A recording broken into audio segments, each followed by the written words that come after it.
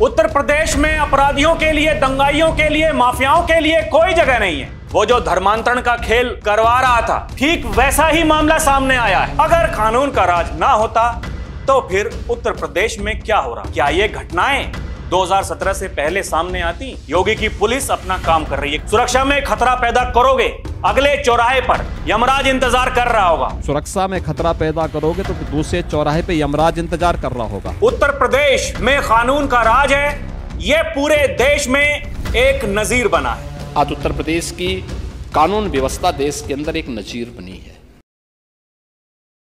दर्शकों नमस्कार, DNP India देख रहे हैं आप, साथ हूं मैं आपके राहुल चौधरी। जो बेटी और व्यापारी की सुरक्षा में खतरा पैदा करेगा, अगले चौराहे पर यमराज उसका इंतजार कर रहा होगा।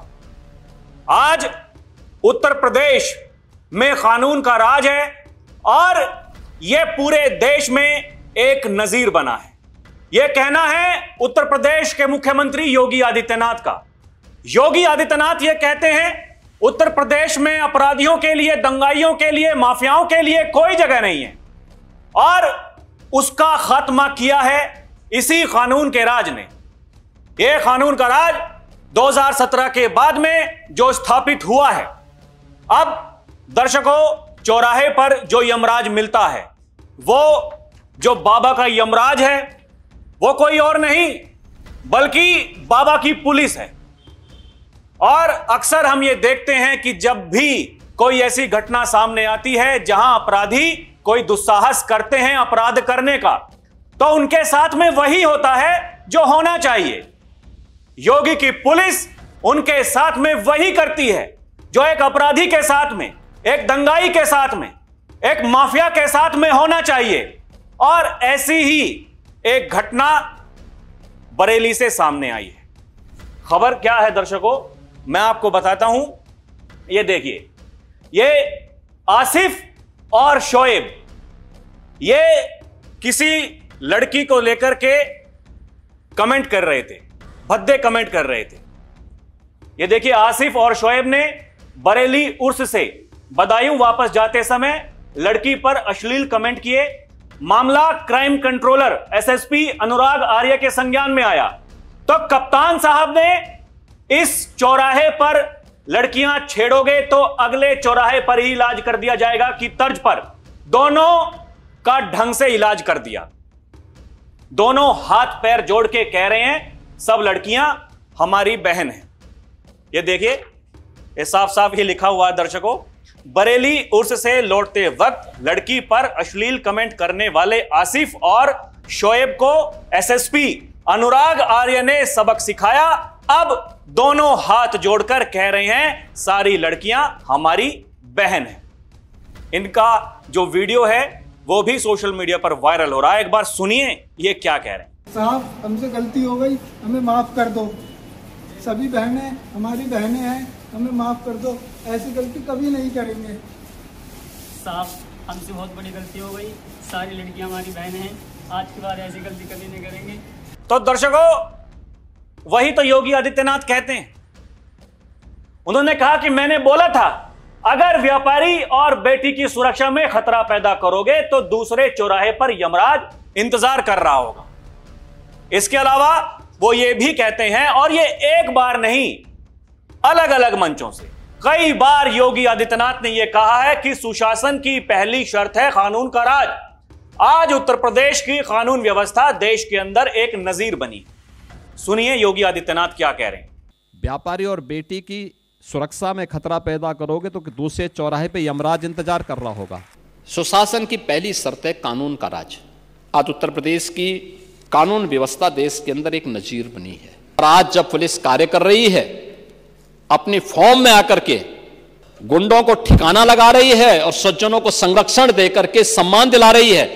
दर्शकों, अगर योगी आदित्यनाथ कानून के राज के बारे में बात कर रहे हैं तो वह मुमकिन इसलिए हो पाया है क्योंकि जो अधिकारी हैं, पुलिस अधिकारी हैं, जो प्रशासन है, वो किस तरीके से काम कर रहा है। हम यहां बात कर रहे हैं जो बरेली के एसएसपी हैं अनुराग आर्य। ये जो पुलिस अधिकारी बरेली में एसएसपी हैं, अब देखिए इनका काम करने का तरीका कैसा है। यह देखिए मीडिया रिपोर्ट के अनुसार बरेली में एसएसपी अनुराग आर्य ने चौकी और थानों की व्यवस्था में बड़ा फेरबदल किया है। एसएसपी ने 9 इंस्पेक्टर और 54 दरोगा के कार्यक्षेत्र बदल दिए हैं। यह बीते रविवार की खबर है दर्शकों। ये आप देख रहे हैं बरेली में आधी रात को चली तबादला एक्सप्रेस। एसएसपी ने 9 इंस्पेक्टर और 54 दरोगाओं का ट्रांसफर किया, रातों रात ट्रांसफर कर दिया कि भाई साहब आप यहां पर काम ठीक नहीं कर रहे हैं, जाइए दूसरी जगह, या फिर आपकी जरूरत दूसरी जगह पर है। उसका परिणाम क्या होता है? उसका परिणाम यह होता है दर्शकों, अब जो मैं आपको बताने जा रहा हूं। यह देखिए बरेली में छांगूर गैंग जैसा मामला। अब्दुल मजीद ने भाई बहन का किया ब्रेन वॉश, कराया धर्म परिवर्तन। यह मामला संज्ञान में आया, इस पर कार्रवाई की गई। बताया जा रहा है कि जैसे वो ढोंगी पाखंडी छांगुर वो जो धर्मांतरण का खेल करवा रहा था, ठीक वैसा ही मामला सामने आया है बरेली से ही। ये देखिए रिपोर्ट में आगे लिखा हुआ है, बरेली में पुलिस ने अवैध धर्मांतरण मामले में 3 लोगों को गिरफ्तार किया है। इसके बाद से छांगुर गिरोह जैसा मामला इसको बताया जा रहा है। रिपोर्ट में लिखा हुआ है बरेली से धर्मांतरण के बड़े खेल के सामने आने की बात सामने आई है। बरेली पुलिस ने धर्मांतरण कराने वाले एक बड़े गिरोह का पर्दाफाश किया है। पुलिस ने सरगना अब्दुल मजीद समेत 3 लोगों को गिरफ्तार किया है। बताया जा रहा है इस गिरोह का नेटवर्क देश भर में फैला हुआ है, जो लोगों का ब्रेन वॉश कर धर्मांतरण कराते थे। एसएसपी अनुराग आर्य के निर्देश पर गुप्तचर इकाई ने छानबीन शुरू की थी। सूचना के आधार पर पुलिस ने भूता निवासी अब्दुल मजीद के साथ सलमान, आरिफ और फहीम को पकड़ा है। ये देख रहे हैं दर्शकों, ये यही उत्तर प्रदेश के बरेली की यह घटना है जो खबर सामने आई है। अब आप सोचिए, कानून के राज की बात हो रही है, अगर कानून का राज ना होता तो फिर उत्तर प्रदेश में क्या हो रहा था? ये जो घटनाएं सामने आ रही हैं, आपको ऐसा लगता है क्या ये घटनाएं 2017 से पहले सामने आती? या आप बताइएगा। वही तो जो वो ढोंगी पाखंडी छांगूर है उसकी छानबीन हो रही है, तो पता चल रहा है कौन लोग थे जो उसके मददगार थे। धीरे धीरे खुलासे हो रहे हैं, नए नए खुलासे हो रहे हैं। देखिए मीडिया रिपोर्ट में जो लिखा हुआ है वही बरेली धर्मांतरण के बारे में, कि पहले तो नाबालिग को ड्रग्स की लत लगाते थे, फिर मौलवियों के सहारे ब्रेन वॉश करके उनका धर्म परिवर्तन कराते थे। बरेली में धर्मांतरण करने वाले गिरोह का पुलिस ने खुलासा करते हुए 3 आरोपियों को जो गिरफ्तार किया है। यह वही खबर, ये देखिए, ये वही है।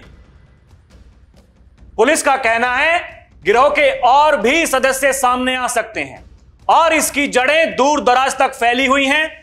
मामले का विस्तृत खुलासा एसपी साउथ अंशिका वर्मा की तरफ से किया गया। उन्होंने बताया कि पुलिस ने गुप्त सूचना के आधार पर भूता निवासी अब्दुल मजीद समेत 3 लोगों को गिरफ्तार किया।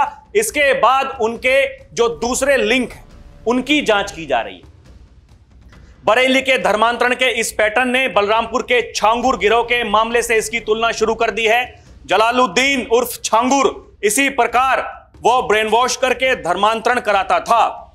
मामले में यूपी एटीएस ने जांच की तो बड़े धर्मांतरण गैंग का खुलासा हुआ, जो बलरामपुर से मुंबई, दुबई तक के नेटवर्क सामने आए। इस मामले की भी पुलिस के स्तर पर गंभीरता से जांच की जा रही है। यानी जैसा कि मैंने बताया कि उसकी गंभीरता से जांच हो रही है। अब ये क्योंकि इनके लिंक्स हैं, इनके तारे वो आपस में जुड़े हुए, समझ रहे हैं दर्शकों। आगे देखिए क्या बताती हैं जो पुलिस अधिकारी हैं।